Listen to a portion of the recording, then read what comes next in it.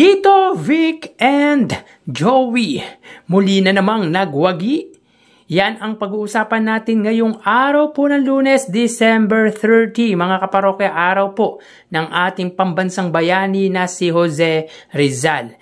Anyway mga kaparokya, bago natin talakayin yan ay humiling ako na pakisubscribe ang aking YouTube channel.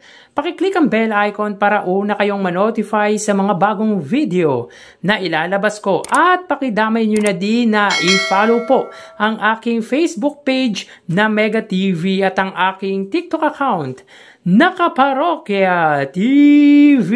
Maraming salamat!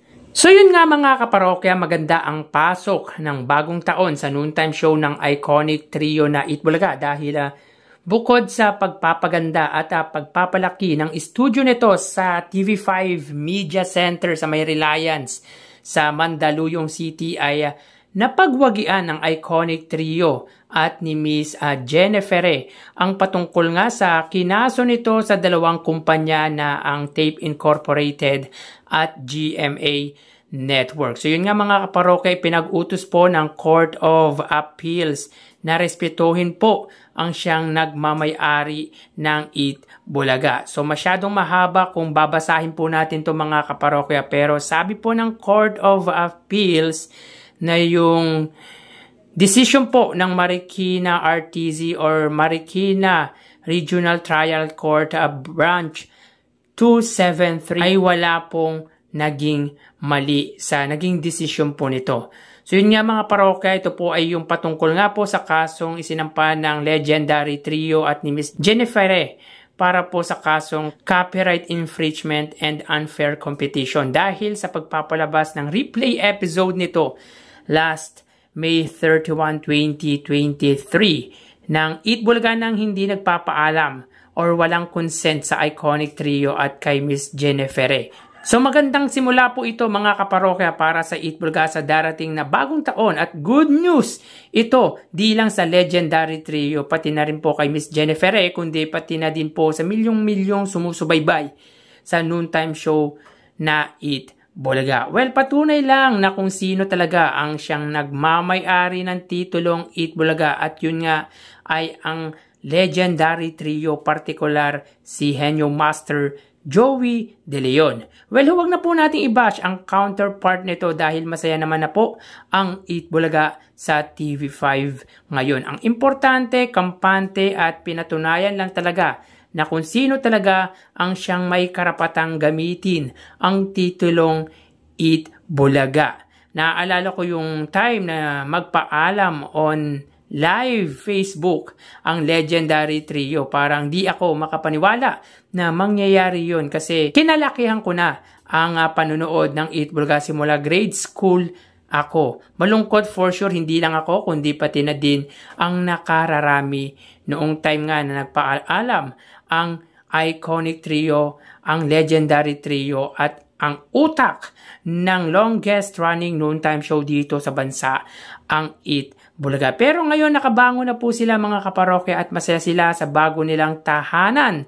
Kaya bumalik sigla ang pananghaliang programa nating lahat. Sa ngayon malaking bagay ang noontime show ng legendary trio sa TV5 dahil unti-unting kumikinang ang TV network na pagmamay-ari ng business tycoon na si Manny Pangilinan. Kumbaga may pundasyon na sila na maituturing lalo pat alam naman natin na ang noontime show ang isa sa pinakamahalagang programa sa bansa. It's not about the ratings mga kaparokya kasi hindi naman ramdam yung mababang ratings nila sa dami ng advertisers na nagtitiwala sa kanila at sa dami din po ng sponsors nila. Iba din talaga kasi mga kaparokya ang karisma, merong dala ang Itbulaga at ang Tito Vic and Joey. So may chance pa bang umapila ang Tape Incorporated at GMA? Sa palagay ko mga kaparokya, meron naman po siguro. Siguro po yan mga parokya, wala pong kasiguraduhan. Hindi po natin alam. Pero sa Supreme Court po ay meron po silang karapatan umapila. Pero sana wag na mga kaparokya, kumbaga i-let go na nila dahil medyo wala na po yung bashing sa Tape Incorporated ngayon. At least kapag bumalik sila sa mainstream or sa free TV, hindi na po sila masyadong maibabash at pwede nang maging magandang panimula ng Tape Incorporated yun. So kayo mga kaparokya, anong sa palagay ninyo hinggil dito? Please comment down below. So yun nga mga kaparokya, ulitin po natin, muli na naman pong nagwagi ang Tito Vic and Joey against sa Tape Incorporated at GMA at pinag-utos po ng Court of Appeals na respetuhin po ng Tape Incorporated at ng GMA ang siyang tunay na nagmamay-ari ng titulong Eat Bulaga. At sinabi rin po ng Court of Appeals na wala pong mali sa desisyong ginawa ng Marikina Regional Trial Court Branch 273 sa desisyon nitong ang Tito Vic and Joey ang siyang tunay na nagmamay-ari po ng titulong Eat Bulaga. So again mga kaparokya, magandang panimula po ito para sa bagong taon ng Eat Bulaga at ng Tito Vic and Joey. At very exciting po tayo na makita ang bagong studio na pinapagawa po ng Eat Bulaga dahil malamang sa malamang ay mas bongga na po ito, mas malaki, mas malawak ang stage dahil alam naman po natin na hindi po ganun kalakihan or kalawak ang studio, even ang stage po ng Eat Bulaga. At looking forward din po tayo mga kaparokya sa new segment ng Eat Bulaga dahil nga po sa pagbabagong bihis ng Eat Bulaga. So, tagumpay po na naman ang Tito Vic and Joey at si Miss Jennifer.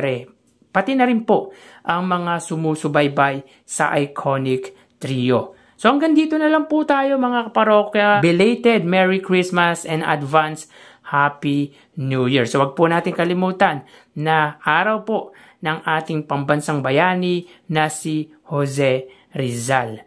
So mag-ingat po tayo dahil maulan. Thank you and God bless.